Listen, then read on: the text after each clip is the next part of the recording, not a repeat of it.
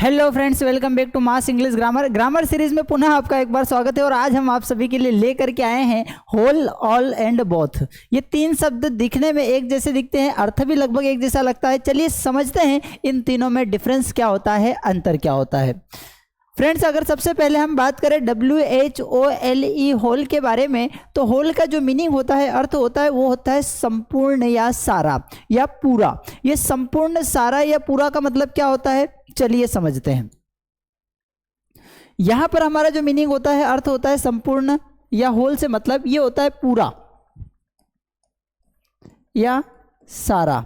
ये कोई भी एक चीज है, कोई एक ऑब्जेक्ट है। एक ऑब्जेक्ट अगर अपने आप में कंप्लीट है, अगर कोई एक ऑब्जेक्ट अपने आप में कंप्लीट है, पूरा है, तो वहां पर हम बात करते हैं होल के बारे में। किसके बारे में बात करते हैं? होल के बारे में। आपने एक दुकान देखी होगी, होलसेल। होलसेल मतलब कोई भी चीज पूरी दी जाती है, कंप्लीट दी जाती है, ठीक है। तो होल का प्रयोग होता है जब एक एडजेक्टिव की तरह किया जाता है। पहली चीज तो ये समझेंगे किसकी तरह, एडजेक्टिव की तरह किया जाता है, जो इससे पहले द का प्रयोग करना होता है, इसलिए इसके पहले द का प्रयोग करना होता है। द होल कॉपी मतलब एक जो कॉपी थी वह पूरी है ना, एक से अधिक कॉपियों की बात नहीं कर रहे, एक कॉपी अपने आप में पूरी। जैसे होल लड्डू, होल लड्डू मतलब सारे लड्डू की बात नहीं हो रही, एक लड्डू पूरा। तो जो पूरा वाला सेंस होता है, कंप्लीट वाला जो सेंस होता है, उसके लिए हम WHOLE होल का यूज करते हैं। जैसे एक दिन पूरा खराब कर दिया तो ही वेस्टेड द होल डे। एक दिन जो था वो दिन पूरा खराब कर दिया तो ही वेस्टेड द होल डे। मतलब सारे दिन नहीं खराब करे, एक से अधिक दिनों की बात नहीं कर रहे हैं, हम एक ही दिन की बात कर रहे हैं। और वह एक दिन अपने आप में कंप्लीट जो था, उस कंप्लीटनेस के लिए, संपूर्ण के लिए, पूर्ण के लिए हम होल का यूज करते हैं। तो द ही वेस्टेड, उसने वेस्ट कर दिया, द होल डे मतलब एक जो दिन था वो पूरा दिन खराब कर दिया। इसी के प्रकार आगे हम बात करें, I worked the whole day, मैंने कार्य किया, दिन भर काम किया। मतलब एक जो दिन था उस दिन में सुबह से लेकर के शाम तक काम किया, मतलब होल डे कंप्लीट कार्य किया। तो होल मतलब होता है कंप्लीट या पूरा।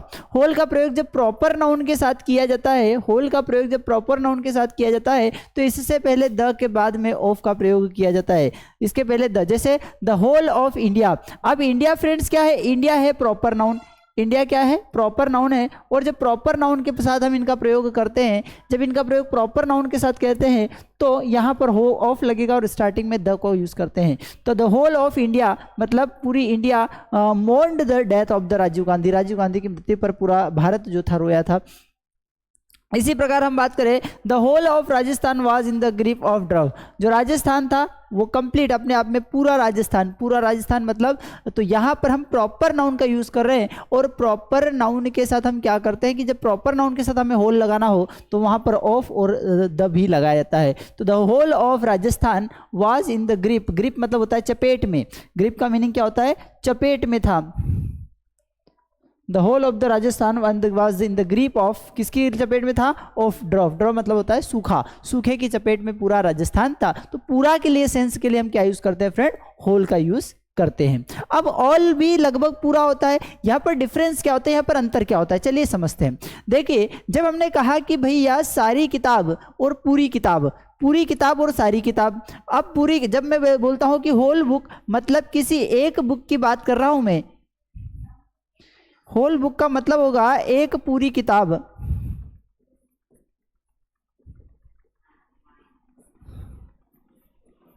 और ऑल बुक्स मतलब सारी किताबें।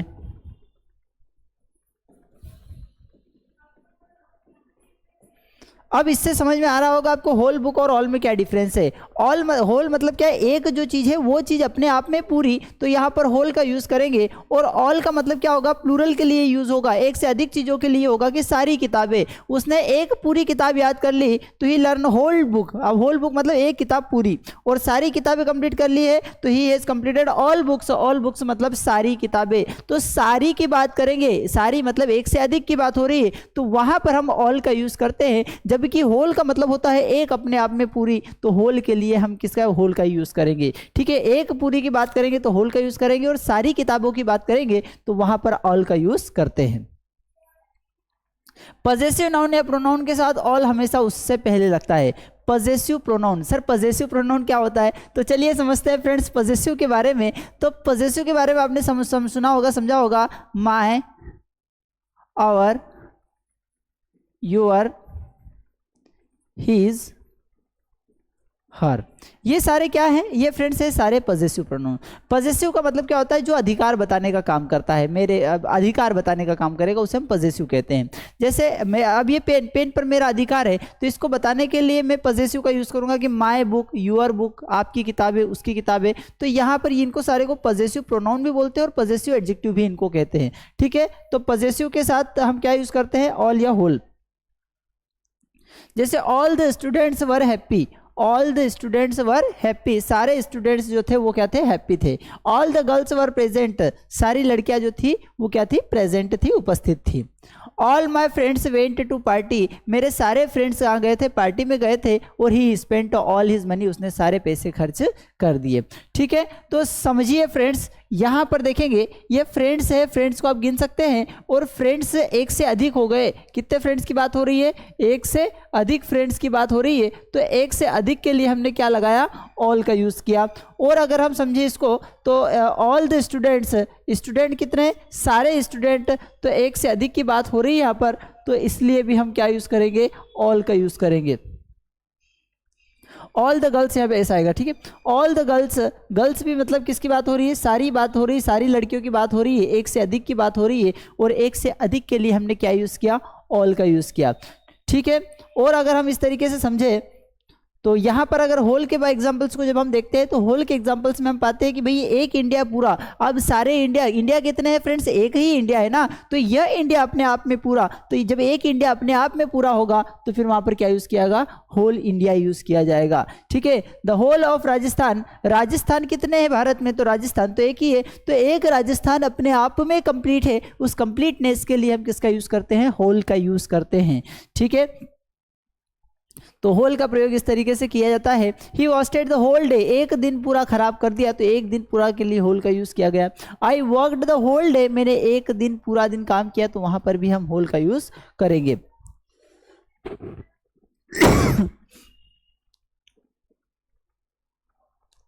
अब आगे हम बात करते हैं बोथ।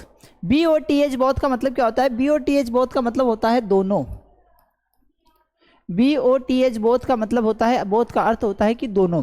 कौन दोनों? जब बोथ का प्रयोग जब वाक्य में एक एडजेक्टिव की तरह किया जाता है तो इसके बाद द का प्रयोग किया जाता है। इसका प्रयोग किसकी तरह किया जाता है? एडजेक्टिव की तरह किया जाता है ना, तो इसमें यूज किया जाता है। एक एडजेक्टिव की तरह किया जाता है, इसके बाद द का प्रयोग किया जाता है। बोथ का मतलब दोनों। अब बोथ का मतलब दोनों क्या होगा? पर्सनल प्रोनाउन के साथ बोथ ऑफ का प्रयोग किया जाता है। ठीक है, अब पर्सनल प्रोनाउन और एडजेक्टिव, ये दो शब्दों के अर्थ को समझने की कोशिश करेंगे। अब ये जब दो शब्दों के अर्थ को समझेंगे तो ये सारे रूल्स आपको समझ में आ जाएंगे। ठीक है, जब देखो कई बार हम क्या बोलते हैं, एक तो हम कॉन्सेप्ट बोलते हैं कि भैया सारे लोगों को बुला लो, है ना, सारे मतलब एक से अधिक लोगों को बुला लो, पूरी किताब। ठीक है, दोनों किताबें, सारी किताबें। अब ये तीन शब्दों में अंतर समझेंगे।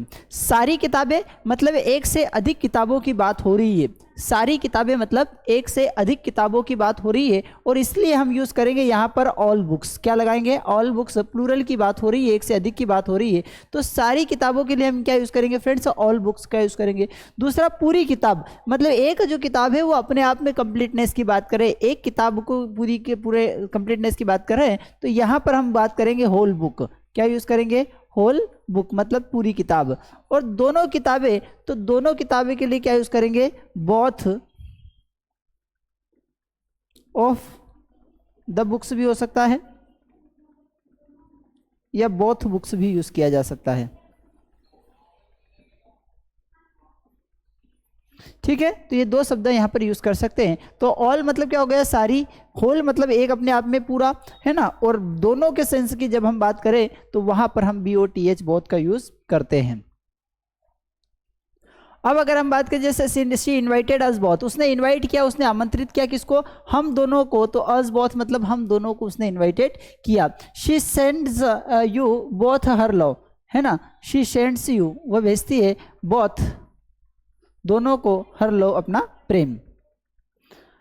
बोथ एंड नॉट के प्रयोग की जगह नीदर ऑफ का देम का प्रयोग करना चाहिए। बोथ नॉट, देखिए जब दोनों को अर्थ को समझेंगे, एक होता है बोथ, बोथ का मतलब होता है दोनों, और नीदर का यूज होता है दोनों नहीं, या दो में से कोई नहीं।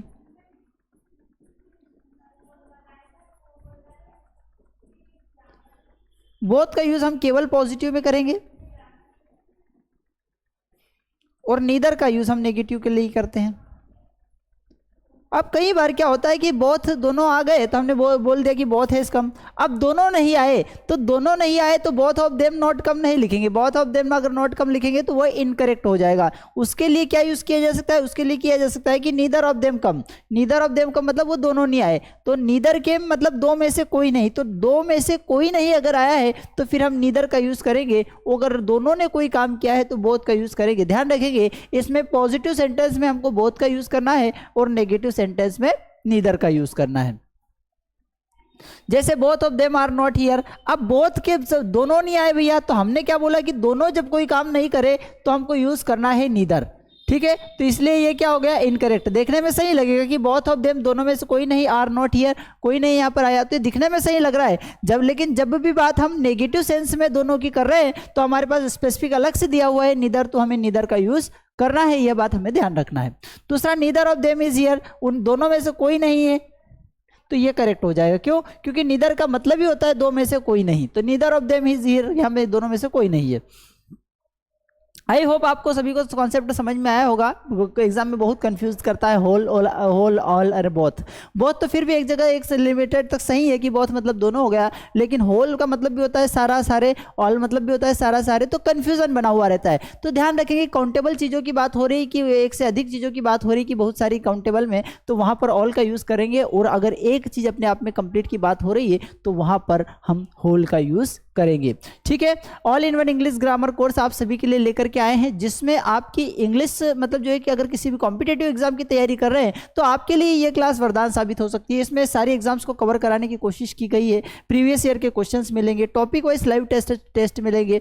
ठीक है, और क्या मिलेगी इसमें, प्रैक्टिस शीट्स मिलेगी, नोट्स मिलेगी, और सबसे अच्छी बात इसकी यह है कि इसमें बेसिक टू एडवांस ग्रामर पढ़ाने की कोशिश की गई। डायरेक्ट कोई ऐसा कॉन्सेप्ट नहीं बताया गया है जो आपके सर के ऊपर से जाए। तो यहाँ पर फ्रेंड्स ये बैच आप जरूर ज्वाइन कीजिएगा। इसके बाद अगर आप स्पोकन इंग्लिश, आप समझते हैं कि आजकल किसी भी इंटरव्यू में जाओ या कहीं पर भी जाओ तो लोग अंग्रेजी बोल रहे हैं, तो इंग्लिश बोलने के लिए स्पेशल कोर्स किया गया, बेस्ट स्पोकन इंग्लिश कोर्स, सबसे ज़्यादा बिकने वाले कोर्सेस में से एक है। ठीक है, बहुत ही प्यारा कोर्स है जिसमें एकदम बेसिक टू एडवांस शून्य से शिखर की यात्रा तय कराई जाती है, जीरो से हीरो लेवल की, है ना। तो बहुत ही प्यारा कोर्स है, ये आप प्रीफर कर सकते हैं। अगर आपको लगता है कि नहीं सर हमने बेसिक कॉन्सेप्ट सारे क्लियर है, हमको सिर्फ स्पीकिंग की प्रैक्टिस करना है, तो ये एक्सपर्ट एडवांस बैच आप ज्वाइन कर सकते हो, जिसमें डायरेक्ट एडवांस लेवल की प्रैक्टिस कराई जाती है, डिबेट इंटरव्यू प्रिपरेशंस कराया जाता है, बुलवाया जाता है, आपकी प्रैक्टिस कराई जाती है, आपकी लैंग्वेज कोर्स शार्प किया जाता है। तो बड़े ही अच्छे कोर्स है ये।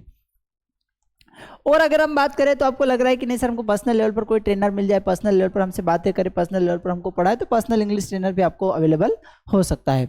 ठीक है, उसके बाद स्पोकन इंग्लिश बुक, जहां पर हम स्पोकन इंग्लिश को बात करें तो ये बुक कंप्लीट बुक है, जिसमें आप जैसे आप इसको परचेस करते हैं, पढ़ते हैं, तो आपको सारी चीज़ें समझ में आएगी, और सारे इंग्लिश के कॉन्सेप्ट किस तरीके से पढ़े समझे जाते हैं वो सारी चीज़ आपको समझने को मिलेगी। तो आई होप आप सभी को सारी चीज़ें समझ में आई हो, और अगर हाँ ठीक ठाक लगाओ तो लाइक शेयर सब्सक्राइब जरूर कर लीजिएगा।